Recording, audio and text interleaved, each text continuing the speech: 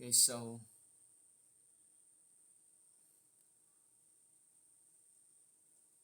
we'll discuss today a very important part of government employees. Okay, most of the time, government employees are facing with administrative complaints.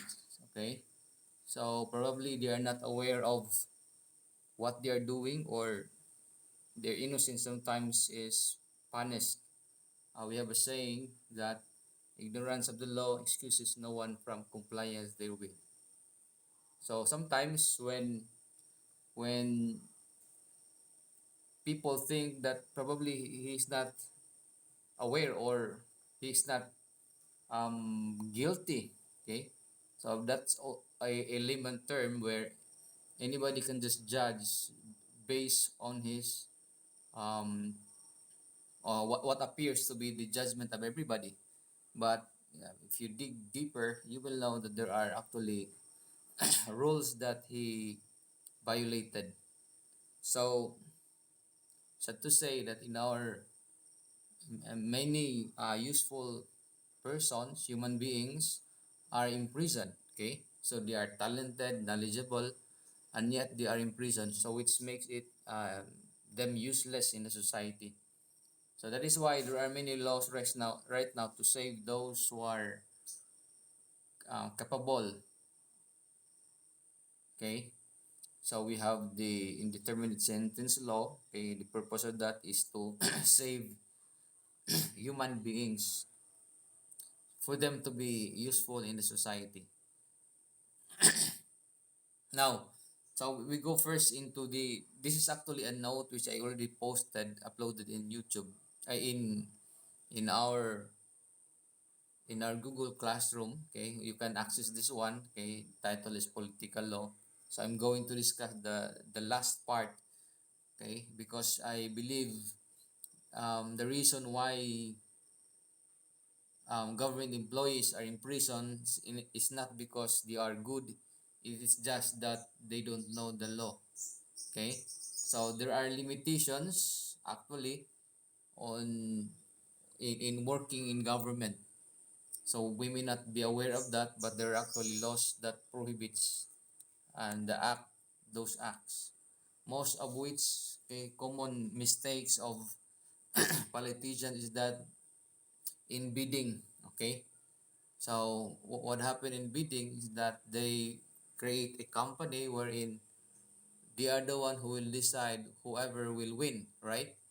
Okay, but since they had their own company, especially construction companies or corporations, if they are going to build a certain project, they are going to award that to the members of their family. Okay, basically it's not allowed, but if you are not aware of that, you may just be doing it, um, thinking all the while that it is legal.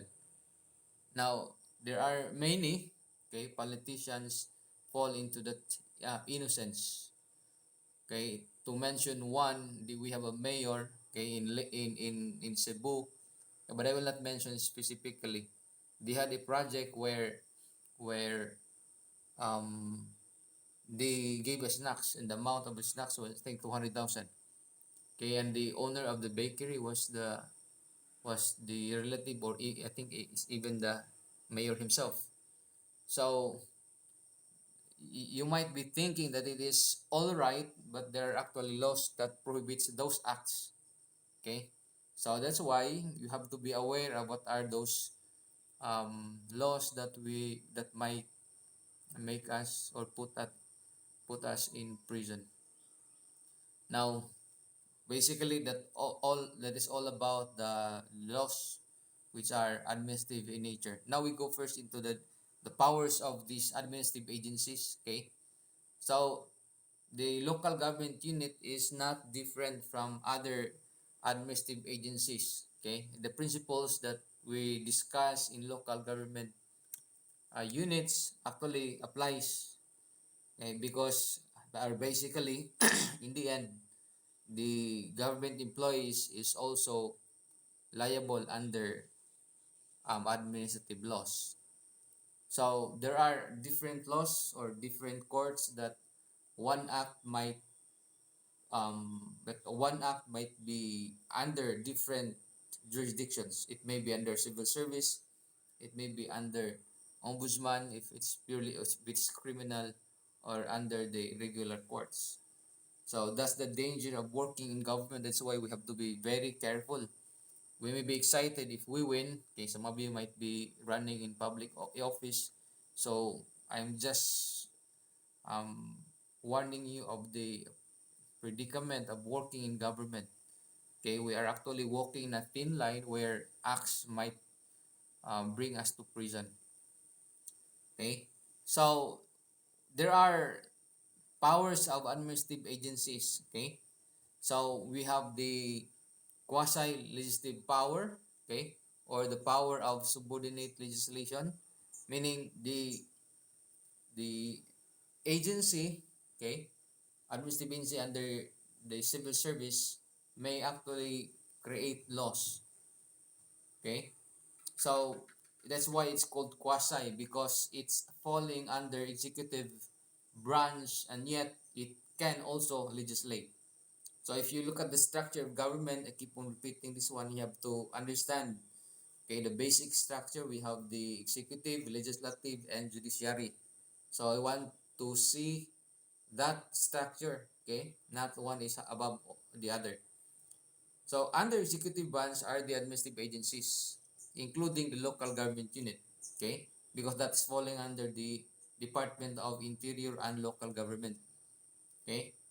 So this executive branch, including the different agencies, has also the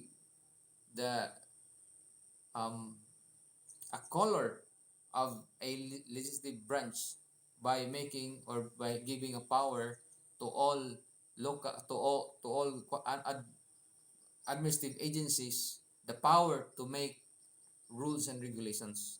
That's why it is called quasi legislative power. Now, what do you mean by quasi legislative power? Okay, it has the power to make their own regulations, but the regulation will always be based on the law or the statute.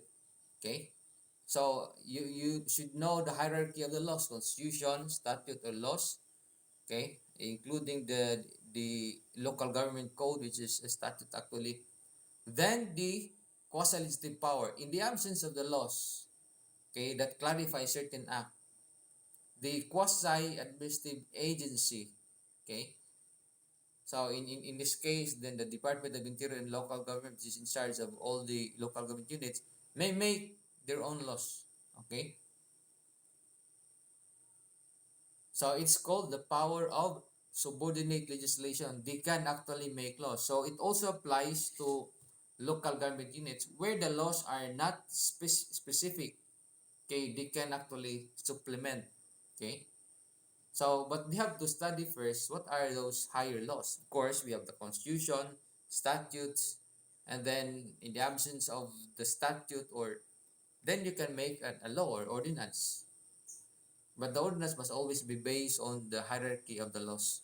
If there are conflict, then the lower legislation will be invalid, will be declared invalid, while the higher laws, the statute or the constitution, prevails over the lower laws. Now, the other power of this administrative agency is the quasi-judicial power. Okay? Quasi-judicial power. What do you mean by that? They have the power as well to interpret, interpret, their own laws. Okay? So, supposing they crafted their own policy as to its interpretation, then it is their own judgment as to the meaning of the laws. Of course, the principle of the statutory construction is that the meaning, okay, of the word that they intend must prevail over other interpretation. So basically, if it's ordinary language, if everybody can understand it, how it should be interpreted, then that's the meaning, okay. But if there is a meaning other than that, then the intention, okay, what's their intention of making it, or what's the intention behind the legislation. So how are you going to determine what's their intention? You go into the minutes of the meeting during the deliberation, okay, on the crafting of the law or ordinance. And then they also have the power of adjudication, okay, or it's called power of adjudication, okay. So they can actually make some judgment. Now, where should the court enters? Okay, take note. This is still within the administrative agency. Okay, you cannot go first to court unless there is a grave abuse of discretion of this administrative agency. The court always respects the decision of the quasi-administrative agencies. Okay? In many cases where the schools complaint filed against a faculty, the civil service even recognize the power of the administrative agency to settle the conflict. Okay?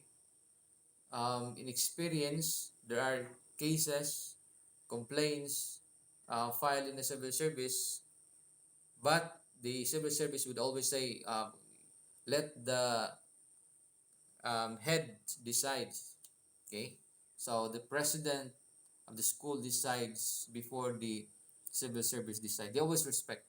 The reason is that they are they have the expertise or they have the know-how of the technicalities, okay, of the complaint. Okay, so it's better that they should decide first before the civil service commission. So the same rules applies because if it's purely administrative, then um, it should be resolved first within the department. Okay, the Department of Interior and Local Government, where the different local government units is under are under. Okay. By the way, what are those agencies that are under Department of Interior and Local Government? Okay, we have the PNP, right? PNP, Bureau of Jail Management and Penology, or BGMP, Bureau of Fire Protection, okay, and then all the mayors, the local government units. So that's under the Department of Interior and Local Government. So they can craft their own rules. So as to its interpretation, it's the judgment of the department secretary. So I don't know with the new administration now, okay, and I think before it was Anyo, right? So in TikTok there are many. I don't know if it's the prospect depart cabinet members or maybe just a suggestion from anybody, okay, um, or at the pleasure of a politician who is suggesting, so that the one who's going to decide will be forced, okay, to appoint. So you know, in politics, it's like, and I told you, I mentioned that if a friend, an enemy of my enemy is my friend, right? For example, if you run in politics and you run in the administration, in the line of, let's say, Bongbong Marcos, and you lose, okay, eventually, since you are um, an enemy of the opponent of Bongbong, and you will be appointed. But there is a prohibition, 1 year, right? Okay, 1 year prohibition from the time there will be a prohibition from the time of election.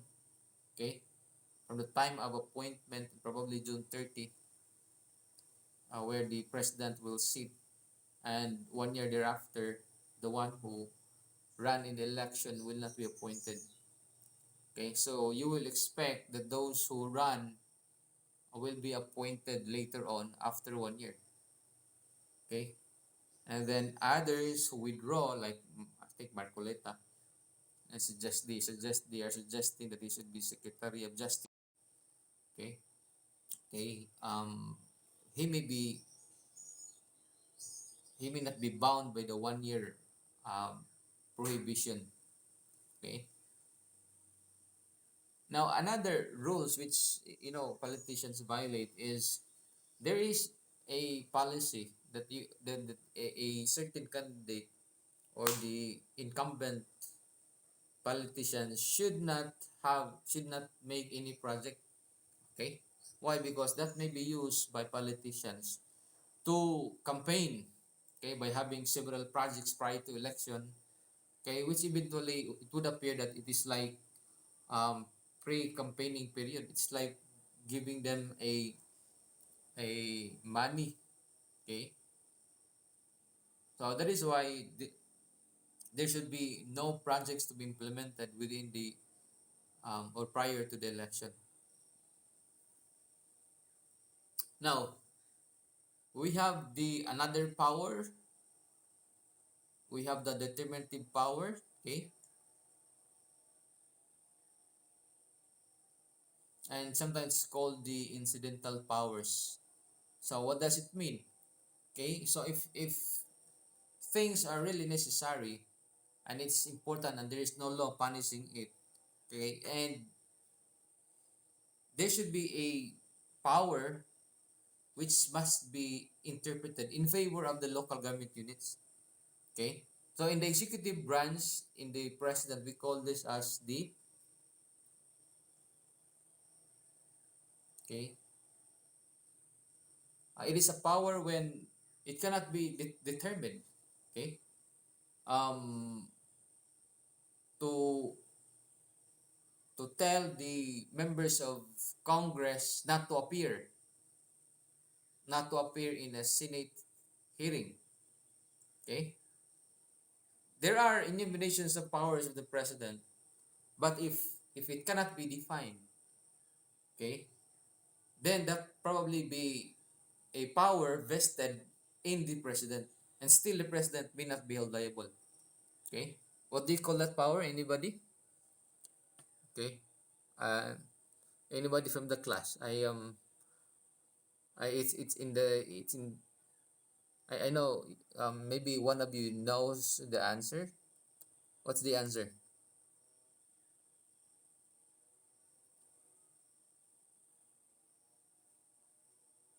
It's a power. It is a power when it cannot be defined. It is not an appointing power, um, not a monetary power. Okay, there are actually enumerations of the executive branch or the president, but there is power. There is a power which it cannot be. It's not yet defined, or but it is a power given by the executive branch in case or it is um if it cannot be defined, then it's probably a power of the president. Okay, because if we're going to limit the powers of the president based on the enumeration, then it is as if the president is not so powerful. But the intention of the constitution is to give the president a leeway. Okay, so that power, okay, is vested in the president. Anybody from the class? Okay, what do you call that power? Okay, I'll try to pause I'm recording this one. I'm going to pause for a while because I'm going to ask you question. I am asking a question. Okay, and the power is called the start with letter R, residual power. Okay, it's because of limiting the powers of the president to those enumerations mentioned by your classmate. Um, in fact, it states there in number 7 that other powers, right? But there is one specific power in which it's not yet defined. Okay, in fact, it's in the enumeration of your classmate excludes the monetary power where the president also has the power to borrow money. Okay, but there is another one. Okay, there are actually enumerations. If you just understand the executive branch of the government, there are many powers. And one of that is the residual power. The residual is that it's a residue. Okay? Of all the enumerations, there's one common ground wherein it's still vested in the president. Okay? So the power of the president, if it is not yet defined, okay, it's still within the powers of the president. Okay, to give the president the power, more power, but it doesn't mean there he acts like a dictator. It simply means that if all other acts are not defined, it's the presumption is that it's still within the powers of the president, and that is called the residual power. Now, it is the authority delegated by the lawmaking body to the administrative body to adopt rules and regulations intended to carry out the provisions of the law and implement legislative policy. So the department will implement, okay, the executive department, the law passed by Congress. Congress just simply makes laws, okay? They conduct sometimes Congress inquiry in aid of legislation, and when it is conducted during the election, it's called inquiry in aid of election. Okay, sometimes they make themselves famous, okay, because they become the chairman of a certain committee, and then they're going to prosecute the president, so it will glorify himself, and people might be convinced that he is indeed knowledgeable. So it's a style of politicians. Then instead of advertising themselves in elections, like um, advertise themselves in a television. So all they have to do is conduct an inquiry. So the television will be focused on them, and there's no need for them to advertise themselves. Okay, it's a free advertisement. Okay, when you conduct an inquiry in aid of legislation. So, but in reality, it's in aid of election. Okay, so actually, politics is you have to think in advance. Okay, so you have to think that you will be remembered. Okay, like when you have a project, although it's in the name of although the money comes from the people, but you have to put there that it is the project of a certain politician um with their faces. Okay, but that money comes from the people. Okay, so that's how it works. Now we go to the distinction between quasi legislative and legislative power. Okay, legislative power involves the discretion to determine what the law shall be. Okay, while quasi legislative power, okay, only involve the discretion to determine how the law shall be enforced. Okay, so if the law is not clear, then it's the function now of the administrative agency to make law. Okay, to make that law clearer.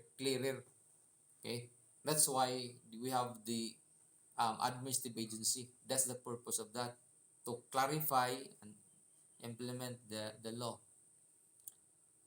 Now, legislative power cannot be delegated. Okay, why quasi legislative power can be delegated. Now we go into the test, okay, of the law. Okay, this applies in your assignment. Okay, when you were asked to draft an ordinance. So first, it must pass two tests: completeness test and sufficient standard test. Okay, so although it only refers to a law, but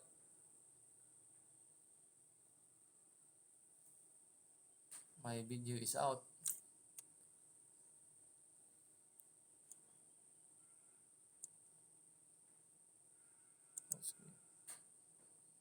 What happened? Okay, So remember the tests, okay? One is that completeness test, and the other one is sufficient standard test. Okay, what does it mean? We go first to completeness test. This means that the law must be complete in all its terms and conditions when it leaves the legislature, so that when it reaches the delegate, it will have nothing to do but enforce it. Okay? So meaning in itself it's complete. You don't need to interpret what's the other meaning. Okay? So there's no ambiguity, okay, as to its interpretation. So it must be complete. In fact, it's a rule that when you make a law or ordinance, it must be the language must be simple. It must be complete, and it should not leave any doubt as to how it should be interpreted. Okay.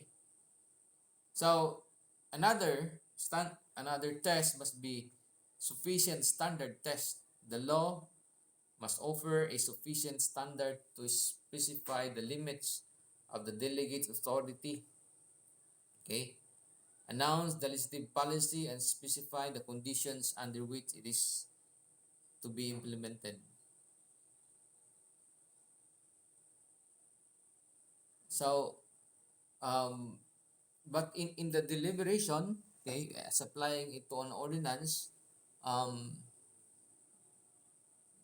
there must be an exchange of ideas, okay, so that there's a saying, um, two heads is better than one. You may be thinking that it's already good, but when it is brought the table, when it is um, presented, there are many things that you do not see. Okay, sometimes we only see what's in front of us. We don't know what's at the other side of the table. Okay, so right now I'm facing a table. What I only see is the front. I do not see the the behind. Okay, that's the importance of a democratic country where we all see both sides, and we share what we see. That's the in fact the meaning of bringing it, okay, at a table, laying down the table, presenting it to the body for argument. Now,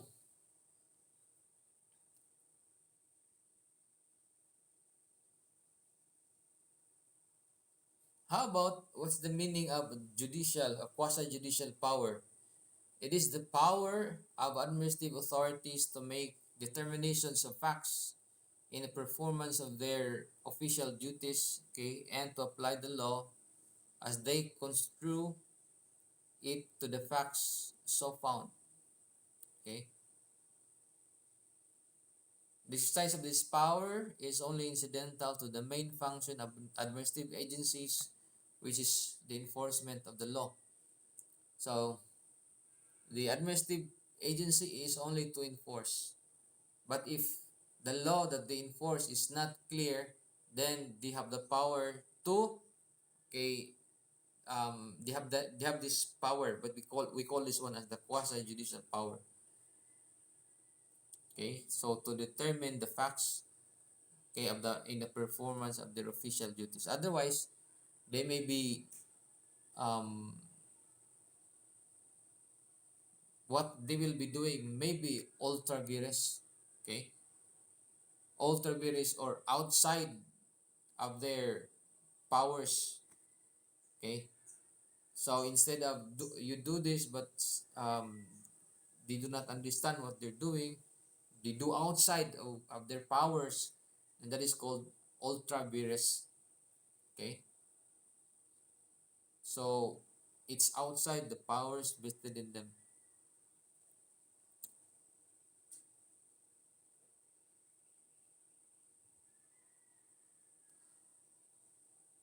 So under the determinative powers, we have the enabling power. What do you mean by enabling power? Those that permit the doing of an act which the law undertakes to regulate and would be unlawful without government approval. Okay? So, what does it mean? If you are allowed to do certain acts based on the law, or um, you are instructed by the heads, other by the department, okay? So, you are only allowed within the approval of the government, okay? Permit the doing of an act with the law undertakes to regulate. Example of this is if you want to like, yes, yes.